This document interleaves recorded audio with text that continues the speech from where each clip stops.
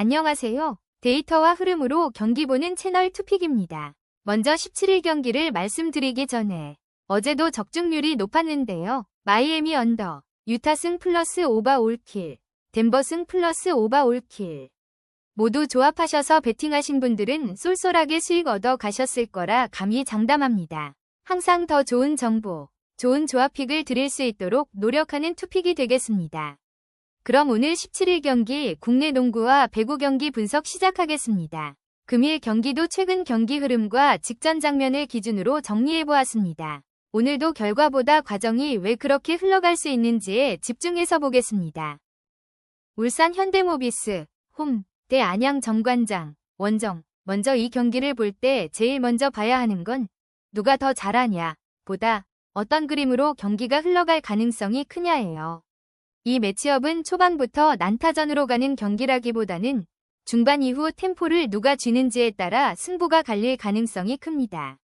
현대모비스 쪽부터 보면 최근 경기에서 공통적으로 나오는 장면이 하나 있어요. 전반엔 점수가 팽팽해도 3쿼터 중반부터 수비 강도를 한 단계 올리면서 상대 공격을 끊어내는 구간이 나온다는 점입니다. 여기서 연속 실점이 나오는 팀을 상대로는 그대로 흐름이 넘어오고 현대모비스는 그 뒤엔 무리하게 달리기보다 점수차를 관리하는 쪽으로 가는 편이에요. 홈에서는 이 운영이 더 안정적으로 나옵니다. 경기 자체를 복잡하게 만들기보다 상대가 불편해지는 구간을 만들고 그걸 놓치지 않는 느낌이죠. 정관장은 반대로 잘 풀릴 때와 막힐 때 위 온도차가 큰 팀입니다. 특히 볼 운반이 막히는 순간부터 공격 선택지가 급격히 줄어드는 장면이 반복돼요. 상대가 압박을 강하게 주면 공격이 자연스럽게 한 번에 끝내려는 쪽으로 바뀌고 억지슛 비중이 올라갑니다. 이게 쌓이면 흐름이 끊기고 그때부터는 다시 경기를 붙이는데 시간이 걸려요. 원정에서는 이 패턴이 더 자주 나오죠.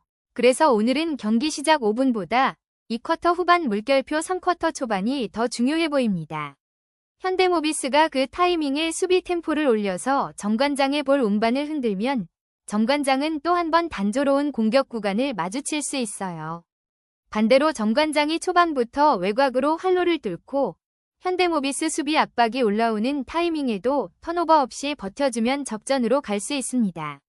다만 전체 그림은 빠르게 점수가 터지는 쪽보다는 양팀이 한 번씩 끊기고 다시 붙는 흐름으로 갈 가능성이 커 보여요. 점수는 크게 벌어지기보다 관리되는 접전 양상이 더 어울립니다. 현대모비스가 중반 이후 템포를 쥐면 유리한 그림. 결론은 현대모비스 승, 언더.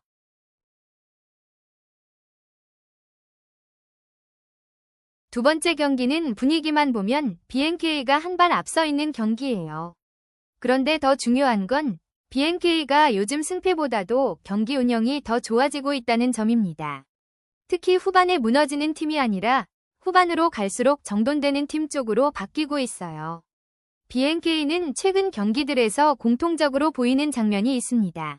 3쿼터 이후 수비 로테이션이 안정되면서 실점이 줄고 공격에서는 무리해서 한 방에 끝내는 선택이 줄어들어요.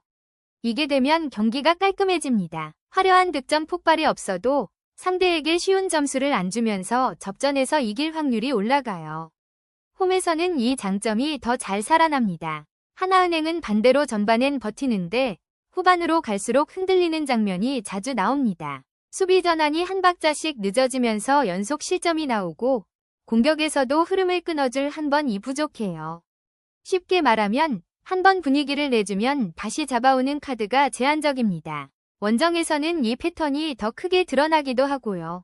그래서 이 경기는 초반부터 큰 점수 차가 나기보다는 중반까지는 계속 붙어가다가 후반 운영에서 갈릴 가능성이 커요.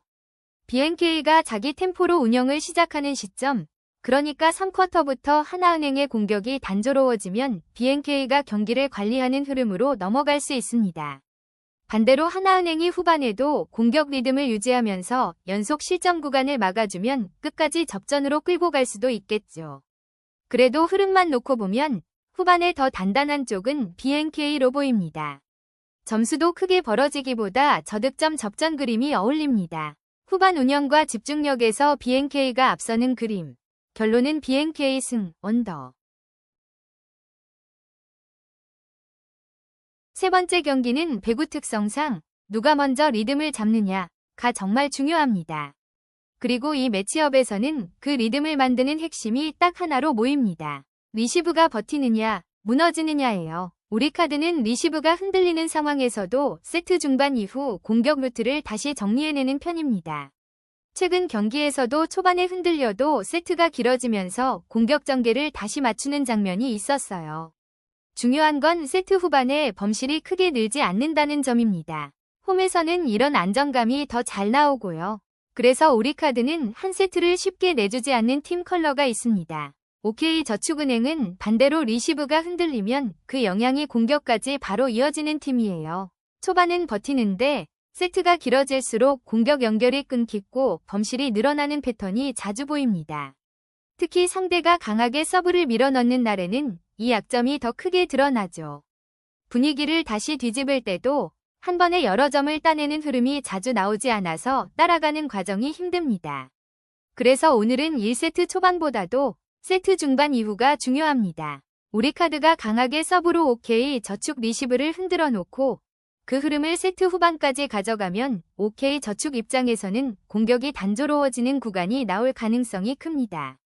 반대로 OK저축이 리시브를 버티면서 경기 초반부터 공격 리듬을 잡는다면 한 세트는 충분히 가져갈 수 있겠지만 긴 세트로 갈수록 운영에서 우리카드가 더 안정적인 편이에요. 그래서 결론은 승부 쪽으로는 우리카드가 더 편하게 보입니다. 다만 세트 스코어는 경기 흐름에 따라 갈릴 수 있어서 조합은 과하게 억지로 묶기보다는 승부 쪽을 먼저 보는 게 더 자연스럽습니다. 리시브 싸움에서 우리카드가 더 안정적인 그림. 결론은 우리카드 승.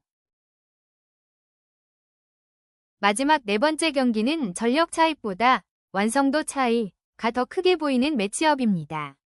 배구는 흐름이 넘어가면 한 세트가 금방 끝날 수 있는데 이 경기에서는 그 흐름을 넘겨주는 구간이 어느 쪽에서 더 자주 나오느냐가 핵심이에요. IBK는 세트 초반에 흔들려도 중반 이후 수비 연결을 빠르게 회복하는 장면이 자주 나옵니다. 한번 안정되면 쉽게 무너지지 않는 팀 컬러가 있고 세트 후반 범실 관리에서도 비교적 안정적인 편입니다. 홈에서는 그 안정감이 더 잘 나오죠. 페퍼저축은행은 초반 에너지는 좋습니다. 그런데 리시브가 흔들리는 순간 공격 선택지가 급격히 줄어드는 패턴이 반복됩니다. 공격 루트가 단조로워지고 그게 연속 실점으로 이어지는 구간이 길어지는 게 가장 큰 약점이에요. 한번 분위기를 내주면 다시 가져오는데 시간이 걸리고 강팀을 상대로는 이게 더 크게 드러납니다. 그래서 이 경기는 초반 분위기가 중요하긴 하지만 세트가 길어질수록 완성도 차이가 드러날 가능성이 큽니다. IBK가 한번 흐름을 잡으면 세트 후반까지 가져가는 능력이 있고 페퍼는 그 흐름을 끊어낼 카드가 상대적으로 부족합니다. 큰 난타전이 아니라 관리되는 경기 양상이 더 자연스럽습니다. 세트 운영과 완성도에서 IBK가 앞서는 그림. 결론은 IBK 기업은행 승, 언더. 오늘은 이렇게 12월 17일 국내 4경기 흐름을 정리해봤습니다. 투픽은 매일 결과를 맞히는 말이 아니라 경기가 왜 그렇게 흘러갈 수 있는지를 장면과 흐름으로 설명해드립니다. 영상이 도움이 되셨다면 구독과 좋아요, 알림 설정 부탁드리고요. 실시간 채널 문의는 영상 하단 링크에서 확인하실 수 있습니다. 내일 경기 전에도 다시 한번 업데이트해서 찾아오겠습니다.